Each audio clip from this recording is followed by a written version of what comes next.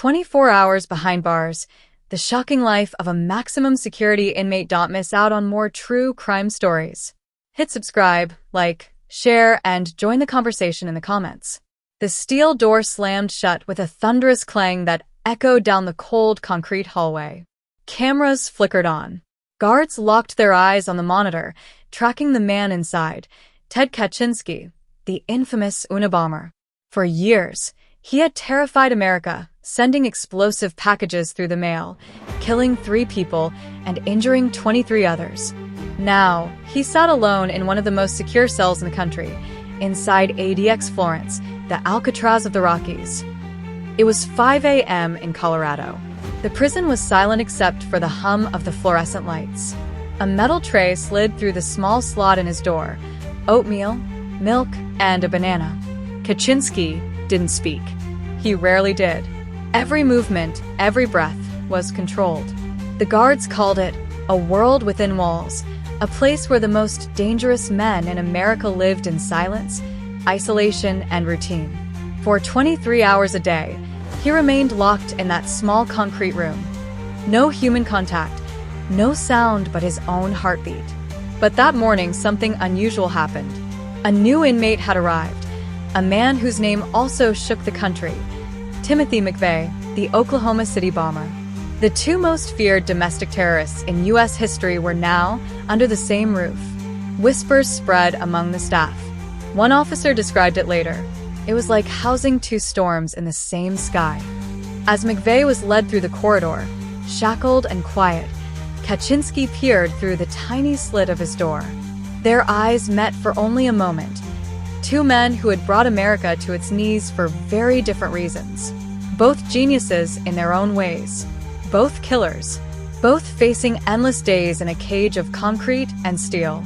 Inmates at ADX never touch another person. They eat, read, shower, and exercise alone. They speak only through the cracks in their doors or through letters that are scanned, censored, and delayed for weeks. But still, messages find their way through.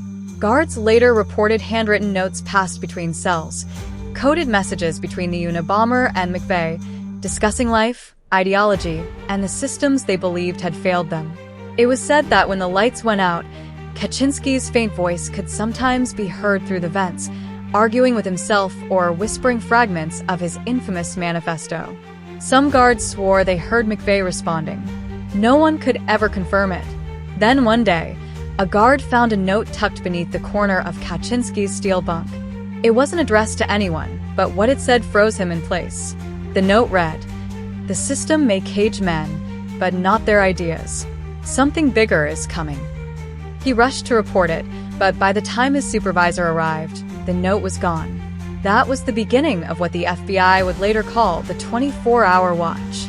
Something was happening inside ADX Florence, and no one knew what it was. By dawn the next day, tension at ADX Florence was thick enough to feel.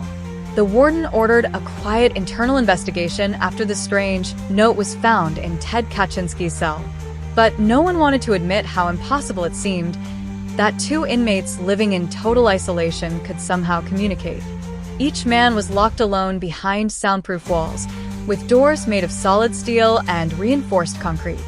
Yet guards whispered about faint tapping sounds at night, strange rhythms that echoed through the vents, like Morse code. It wasn't just Kaczynski and McVeigh that had people worried. In the nearby block, Ramzi Youssef, the mastermind of the 1993 World Trade Center bombing, had arrived months earlier. He, too, had been seen glancing toward their cells during mealtime checks. 3 of America's most dangerous minds were now within shouting distance of each other. Or worse, thinking together. At 8 a.m., guards began the day's rotations. Every inmate was checked, searched, and scanned. Kaczynski, as usual, was calm and polite. McVeigh smiled faintly, but said nothing. Youssef stared straight ahead, his eyes cold and unreadable. It was routine, but that morning, Officer Daniels noticed something odd. The water pressure in one of the cell sinks was low. When maintenance opened the pipes, they found something jammed inside. A tightly wrapped piece of plastic, soaked but still legible. Inside it, a strip of lined notebook paper. On it were rows of small dots and dashes. At first, the guards thought it was nonsense. But when decoded, the message read, "Information moves in silence. Keep the chain alive." The discovery sent shivers through the staff. The FBI was called in immediately. Agents began combing through every vent, drain, and electrical conduit in the unit. It turned out that a series of connected air ducts ran behind the cells, thin enough for voices to travel if someone whispered directly into them. That was how they'd been talking. Late at night, when the rest of the prison slept, the men used coded language to share messages about books, ideologies, and even the weaknesses of the facility itself. When confronted, none of them admitted to it. Kaczynski denied everything, McVeigh smirked, and Youssef remained silent. But the evidence kept growing. A guard discovered that all three had been requesting the same academic journals from the prison library: psychology, engineering, and political philosophy. They were exchanging ideas through knowledge, one article at a time. The prison administration panicked. The trio was separated immediately. Each moved to different wings of the facility. Yet, even that didn't stop the strange events. Lights flickered on and off at random hours. Locks jammed without explanation. Guards received anonymous notes slipped under their locker doors, with just 2 words written on them: "We're awake." That night, the warden ordered a full lockdown. Every inmate was confined, every door sealed. Officers patrolled the corridors with flashlights, their boots echoing against the tile. But as one guard passed Kaczynski's cell, he froze. Through the narrow window, he saw the prisoner standing perfectly still, staring back at him, and behind him, scrawled faintly across the concrete wall, were the words, "24 hours is all it takes to lose control." The guard turned to call for backup, but the lights went out. Darkness swallowed ADX Florence like a storm. The hum of security cameras stopped, the electronic locks went silent, and the air turned heavy with dread. For the first time in years, the world's most secure prison was completely blind. Officers scrambled through pitch-black corridors with flashlights, shouting codes into their radios. But the radios were dead too. Inside his control room, Warden Paul Keller stared at the blank screens, unable to believe what he was seeing, or rather, what he wasn't. Every camera feed had gone offline in an instant, each labeled "signal lost." It wasn't just a power surge. Someone had overridden the internal system. But how could that be possible? Every line, every circuit, every switchboard was built to be tamper-proof. Unless someone inside knew exactly where to strike. By 2:14 a.m., the emergency backup generators flickered on, restoring dim blue lights throughout the prison. The walls seemed to breathe under the eerie glow.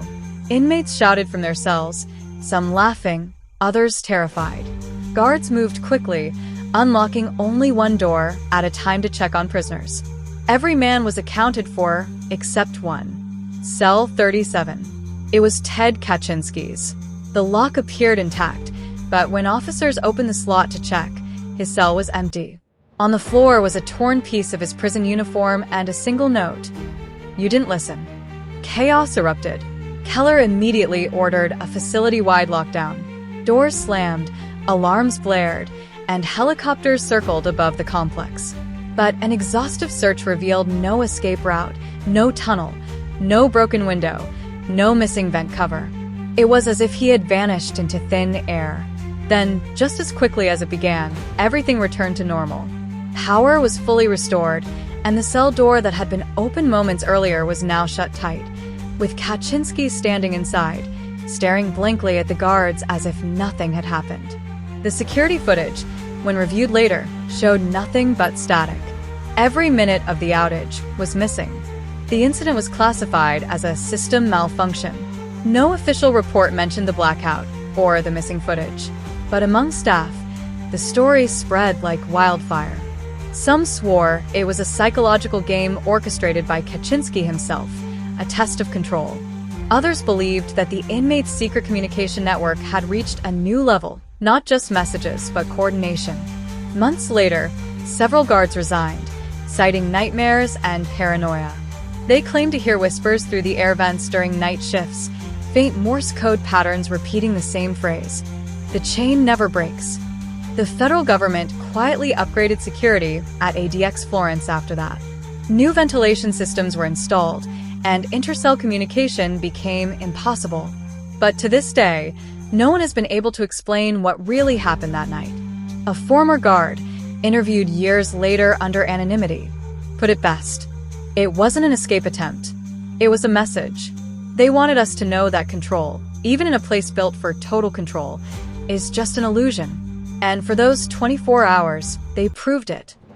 The investigation was sealed, the files restricted, but one thing remained certain. The men inside ADX Florence were locked away, yet their ideas still found ways to break through concrete and steel. And in the end, that was the scariest part of all.